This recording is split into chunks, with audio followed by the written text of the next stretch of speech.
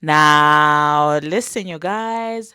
Nicki Minaj's ability to turn dads into believers and to basically give her flowers needs to be started because who would have known that in 2025, Elliot Wilson would be out here basically admitting that the Barbz are undefeatable as a fan base and that he has so much respect for them and for Nicki Minaj as well. Now, we're also going to be discussing about academics in this entire year situation. It seems like he's letting us know how exactly he got, to be able to interview. Yeah, now, whatever the situation is with the two of them, I do hope that there's not going to be any suing. And to a certain extent, obviously, if you do platform someone, there is a level of liability that comes with that. Hello, everybody. Welcome to the Tea Plug. I trust you guys are doing well and I trust you are doing great. Personally, I am doing great. You guys, I am doing extremely amazing. And I do trust that you are having a very, beautiful weekend and that you're enjoying. And let us dive straight into today's tea. So, first of all, let us talk about Elliot Wilson. Now, it is no secret that Elliot Wilson is the ultimate dad. Okay, when it comes to Nicki Minaj, oh my goodness, he's had so many negative things to say about her career.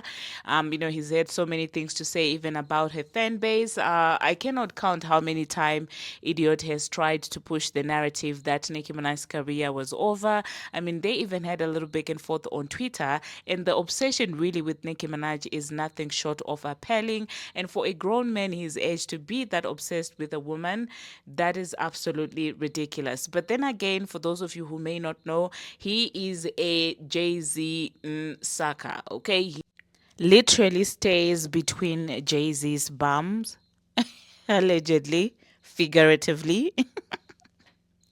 But you get the point, okay? So anybody who goes against Jay Z, while in comes Elliot, like a little bot or like a little, chihuahua backing it, that's what he does. So, you can only imagine my shock when I realized that in 2025, Elliot is now coming out there giving Nicki Minaj and the Barbz their flowers. And all this is because he is trying to emphasize or make a point that Drake is never going to come back on top. I guess he's trying to convince the masses because you do know that on the internet, a lot of people really don't take time to think for themselves. Anything that certain people say, they will go with that. So I guess they're now trying to use this thing to say that, listen, Drake is never going back on top. But then again, he knew that people would then come to say, you said the same thing about Nicki Minaj, but now she is on top, despite the H train being launched against her. So now he's coming in saying that, well, our Drake fans are not, effing with him like that. Clearly, they are not, buying his music like that. And, Drake fans are not like the Barbz. They are not like Nicki Minaj fans because the difference is Nicki Minaj fans will talk ish on the internet and then they will definitely, prove a point and Nicki will convince her fans to buy and all of these things. And I'm like, really? Why am I not surprised that these people actually know that this is what actually, does go down with the Barbz? And these are the same people that would try to convince you that Nicki Minaj is over and the Barbz don't amount to anything. Yet, when they are trying to discredit another artist, they use the Barbz as the yardstick of what, a fan base should be like when their, artist is going through an H train. It's very interesting to me. Like, wow, Elliot of all. I was about to say idiot, and then I was like, of all people, is out there admitting that. And now, do you guys understand now why I'm always emphasizing that do not latch onto any quote unquote edgy bab situation that you see on the internet? Because if the likes of Elliot Wilson now are aware that, well, the power behind Nicki Minaj is her talent and her fan base, what makes you think that they will not attempt to come and infiltrate the fan base?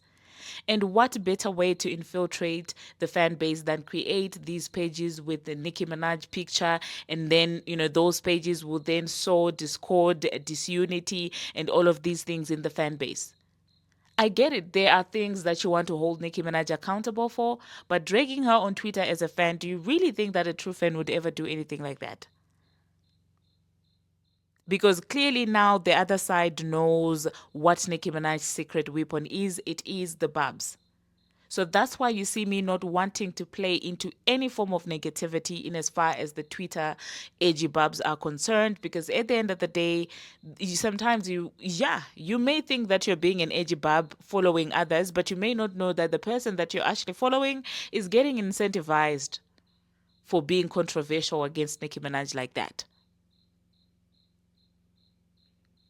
But anyway, you guys, honestly, I like to see this happening. I like to see people swallowing their words. And in the same breath, Elliot did also go ahead to say that, Drake fans are not buying his music because, well, and he also did admit that, well, Kendrick has got the music, industry push behind him. Yeah, Elliot admitted to that. And you know how much of a K-bot he is. So for him to admit that, and some of you want to come out here and say that, oh my God, there is no push. They know that the man has got a push.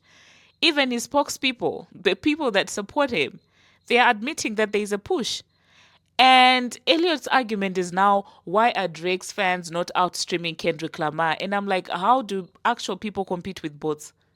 Why would you think that any fan base would be able to compete with Spotify bots? Is that not absurdity? The fact that he is acknowledging that yes, there's a push there, it's not totally organic, and then he goes ahead to say that because Kendrick Lamar's album is outstreaming Drake and Party Next Door's album, it means Drake's album do not love him. I'm just looking at him like, sir, do you realize what you're even saying? But then again, I do not have any dog in that entire Kendrick and Drake fight, because I mean, at some point, Drake was also enjoying the industry, and the picks that came with being the industry favorite. And when he was enjoying the picks, he didn't do so much as to he wouldn't even do so much as to turn his sister's way to say, yeah, you know what, I actually stand with you. There's injustice that is being done to you. He wouldn't do that. So at the end of the day, really, it is what it is. So I will quickly insert what Elliot Wilson had to say, and then I will catch you guys after that. Current rappers. Okay, yes. So I got Kendrick at number 1, I got Future at number 2, I have Cardi down number 3, and I have Drake at number 4. You put Drake behind Playboy Cardi? Yes. Culturally relevant right now. Damn. Culturally relevant. Those are the top 4. That's like hot artists. So now not Drake doesn't get a rappers, medal. right? He doesn't get a gold medal, a silver medal, or a bronze medal. He's the 4th guy. Damn. So why are we in this Drake dilemma? And I guess what I was thinking about was, what? You still have Drake above Cardi? I got Travis in there before I got... Travis ain't active. And Travis doing a Jack Boys 2 album. Travis is lost right now. Travis is not. I'm talking about right now. Who's doing it right now? I see, production's nodding with me. It's Kendrick, Future, now Cardi, go put big boy numbers up, and the boy's still in there. He's in the fight. And then pick your 5th. Pick your favorite. You want Boss Man D-Lo me, whoever you want to pick. Damn. Who's your 4 right now in the culture? Who's moving it right now, hip-hop? Right now. Who's your top 4? Continue. I'm just reacting to go ahead. I'm sorry. I get bored with this whole UMG lawsuit. I think the big thing is that what people don't say to me is, again, it's unprecedented and crazy that this guy is suing Universal. He's suing the biggest thing on the planet, right? And they still put his music out, whatever way he worked it around, right? Never seen that done before. And I get it, right? So it's the call to arms where it's like, well, because of that, we're going to push, let's say the theory of the industry, we're going to push Kendrick even more because, he's the guy now. So he gets all the muscle and push behind him of the industry that Drake once had, right? He's earned that moment. So radio domination, Universal would rather see him win or be higher. So to me, the challenge was very much to Drake's fans, the loud, obnoxious bunch that we deal with all day on the internet, to rise to the challenge of, we're going to support our hero and deliver against the system. We are galvanized. Lucian Grange is not going to stop me from going on my DSP and listening to my Drake album. And we're going to put up these numbers that show he is the number 1 guy. And all this. And they failed him. They let Drake down. They have not delivered. Other than the opening week, which is a huge accomplishment, 227 or whatever it was, very huge number opening week. He's now consistently underperformed against Kendrick in the field. Even though Nokia, we keep trying to make it a top 5 hit, it's not even there yet. So my theory now is that the Drake fans, the biggest, loudest voice is that, yo, let your man down because you're showing you can't beat the system. You have not supported him enough. Why isn't that album number 1 in the country? Why isn't Nokia number 1 in the country? No one is stopping you from listening to the music. You know what it is that you don't love that music as much as you did his old music. You don't support the 2020s Drake. You didn't really rise for All of the Dogs. You didn't rise for Certified Lover Boy. You rose for he lost a battle with Pusha T, and you was all Kiki, do you love me all summer. So whether there's a decline or not, Drake in the 2020s is not viewed the way he was before that. And his fan base, for all their talk and all their theories and lawsuits and their lawyers and dockets, listen to his music more. You get better numbers. The huge first number, that's a lot of ops listening to it also. We all want to hear what's he going to come up with. So now that it's died down, why is he getting outperformed by Kendrick still, and why is Cardi now going to take his spot too? It's like, I don't think he's getting enough support from his fans who talk all but aren't really championing their guy. I still feel like Kendrick's audience is still outwardly championing him and really supporting him too. And Drake's fans aren't. So is that fair or is that a wild? So what you're saying is you love dealing with the OVO stands online so much that you want them to now... It's your fault. Yeah. It's your fault. No one is stopping you from whatever the metrics is. Spotify, no one's stopping you. You're not consuming that music the way you used to consume Drake's music. So you telling his fans to stop tweeting and go stream? Yes. Put your energy into the DSPs. Nicki does that. Nicki's galvanized their fan base through the years to make sure that the talk isn't just there, but there's mobility to actually do listen to the music. I think he knows it too, and I think he's disappointed too. So why he ain't tweeting like, "Go listen to my music"? Well, there's fan pages doing that. They're being like, here's how to stream it. If you buy it once, guys, we got to keep it going. And if you clip, you can make money. Everybody does that, but it works for some people when people do that. They're not doing that here. They're tweeting. And they're caught up in the drama of the rap. What does it mean he sued and this? And Kendrick's not that guy you think he is. And that. But you're not listening to track 20 on the album enough. You're not really listening to it to the same way. We know what it's like when Drake is this omnipresent. These are the songs you can't escape, whether you like them or not. And these latest projects have not given us those feelings. Outside of the Drake-Kendrick battle, amazingly enough. Just think about it, song for song. It's just not the same level. And again, I guess maybe it's unfair because Drake sets such a high benchmark with his output in the 2010s, but that is the reality. And then we're over-championing maybe even a little bit more Kendrick because we haven't seen Kendrick have this much competitive records at one time and carry himself this way. So, I don't know. I think it's Drake's dilemma. I think his fans have let him down more than any critique from me or DJ Head. Look in the mirror. Listen to Lucian Grange is not stopping you from pressing play. Lucian Grange is not stopping you from pressing play. Y'all let Drake down. How you get me in the car? Well, because they said we did a whole show. You guys created a show just to do this. Yeah, and you brought in some Canadian white boy just so you could say we have someone from Canada. And then we give them an hour and 45 minutes of content, and because I crash out of Drake at the end of every episode, they say all you do is talk about Drake. I'll end the segment there, unless you have any things to add to that. That's my current rap. There you heard that, you guys. Let me know what you think about him admitting that the Barbz are such a powerful fan base. Don't you think that they could use this information also against Nicki Minaj? Now, the next thing that we're going to be talking about, we're going to talk about Akademiks. I think 2 days ago I did a video and I was talking about Akademiks, basically letting us know that there is a Kanye West interview that is actually going to come. It seems like, well, he is letting us know how that came about. Now, my worry is Akademiks, you've been very vocal about Fraudulent Nation. They clearly do not like that you have opinions on their artists that don't go with the narrative they're trying to push out there. So I hope he's going to be careful with platforming Kanye, especially if he's going to be saying things that may involve fraudulent nation and stuff like that, because you do know that those guys will wait for a very long time just to, to get a one up on you. So I do hope that whatever that interview contains, he's well protected, and he probably did seek legal counsel, because Kanye really can say a lot of unhinged things. So yeah, let me know in the comment section, you guys, what do you think Kanye is going to be discussing on the Akademiks podcast? Do you think that he's going to be speaking sense, or he's probably just going to be going all over the place? Personally, I am going to be watching, okay? I do know that Kanye sometimes does act like this and that, but I'll be watching, because I do know that there are also elements of truth in what Kanye does say. So I'll be paying attention, I'll be watching.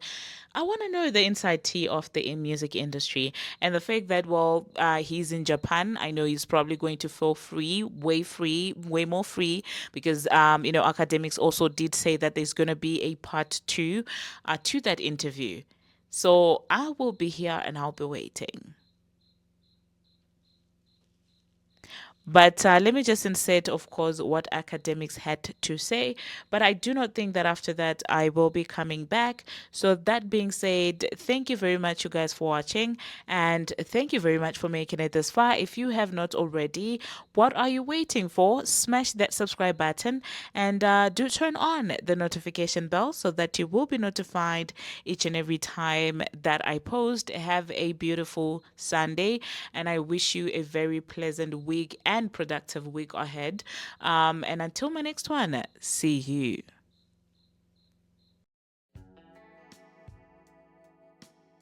We're talking. He seems upbeat. He's like, yo, let's do this. You know what I mean? I'm like, good. I'm like, I know he wants to do the interview, because artists will just tell you any type of bullshit. Come down. You're like, bro, I'm 6 hours away across. I'm in New York. You're in LA. I got to book a flight, get to the airport. He's like, all right, just get here immediately. Get here today. You're like, what? So anyway, I put 3 days. And that's what I'm trying to say. I put 3 days that in case he didn't want to do it the first day, maybe I could get the second day. And if not, I'm going to try for a third day. And after that, it's like, yo, bro, I just can't sit around for a Ye interview, right? Cool. So he doesn't do it the first night. But I understand why, because they kind of even tell me to. But I look online, he's actually tweeting out really what's going on. It's like somebody's knocking on his door. Like, I think he probably deleted by now. He's like, yo, shit's paranoid. I'm like, okay, whatever. The next morning, because we were told, he told us, and like his people told us, yo, we'll do it in the morning. So I'm like, I bet that makes sense. We'll do it in the morning. And what ended up happening is that literally, like at the drop of daylight, which is like 8 a.m., at least in LA, he tells me, says, yo, hey, we have to do this interview right this second, or you could come to Japan to do it with me. People threatening my life. They're trying to do weird shit in the hospital. I'm out of here. I'm like, what? So he's like, so I'm like, I'm like, yeah, I'll get there. So I'm like, yo, I could get there. Remember, this is 8 o'clock. I'm not even really prepared. I'm like, yo, I could get there at 10 o'clock because like we're already like I'm 45 minutes from where he's at. I can get there at 10 o'clock. Let me brush my teeth at least. Okay, cool. He says, all right, good. See you at 10. This is how Kanye is. Bet. Get my security up. Get my filming guy up. Get this driver up. Come on, everybody. Come on. We gotta go. Gotta get there at 10. Okay, everybody's ready around like 8. Remember, it was 8. Everybody's ready around 8:30, 8:40. Kanye texts us back, or texts me back. You know what he says? This is how crazy it is. Kanye texts me back and says, yo, actually, I gotta leave at 10. Remember, I told him we're gonna get there at 10. Now he tells us he's leaving at 10. It's like, yeah, yo, I got to get out of the country. They already set up the accommodations. I'm leaving at 10 o'clock. So now, like, I'm like, I don't even know if I was in the car. But I'm like, yo, go, run red lights. Like, this LA, nobody cares. Just keep going. I mean, the marathon continues, whatever. Just get there. So I hit him back because the GPS says we're going to get there at 9:20. I said, yo, we're going to get here 9:20. He says, all he responds with, cool, 40-minute interview. Yo, I'm on the driver's run through this way. We get there, and yo, whenever y'all see the video, it's going to be one of the most unique experiences when it comes to an interview, because the interview footage starts from I'm in the car texting him like you're saying. There is no setup. We walk right up to a room. We knock on the door. Kanye West opens the door. Kanye West lets us in. He says, give me a second. He changes to, and we do a conversation for like it went over the 40 minutes. Probably about 70 something minutes. We didn't get to certain stuff, and I don't want to spoil what we didn't get to. He said, you got to come to Japan for part 2 of that. And I'll tell you, the majority of the stuff we didn't get to is music. Like, I wanted to talk about the next Donda project. I wanted to talk about Bully. I wanted to talk a lot more about music, and there was just so much he had to say on that. But a lot of the other stuff he wanted to get off wasn't necessarily related to music. So he said, just come to Japan. We'll do, you want to ask about music and talk about that there. But he wanted to get his about other things. Anyway, we had a great conversation, very organic. The reason why I think it's a dope combo is because I've never met Kanye. But whatever you think Kanye, or you see Kanye say, or the perception you have of him, that's him. Kanye literally, and it's all caught on camera. By the way, that's the dopest part about it all.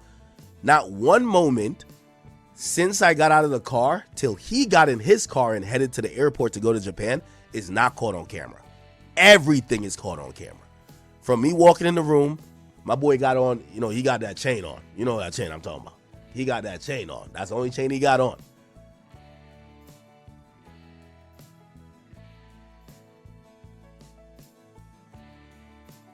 And I ain't gonna lie to you, y'all will see. He had a duffel bag. He only got 2 outfits in it. All I'm gonna just say, one is white and one is black. He only got 2 outfits in it. Okay? And to keep it real, there's no caption. He didn't grab a suitcase. He grabbed that one bag with 2 outfits and left to Japan. And I'm like, wait, he not gonna pack some briefs? Boxers? No shirt? None of that.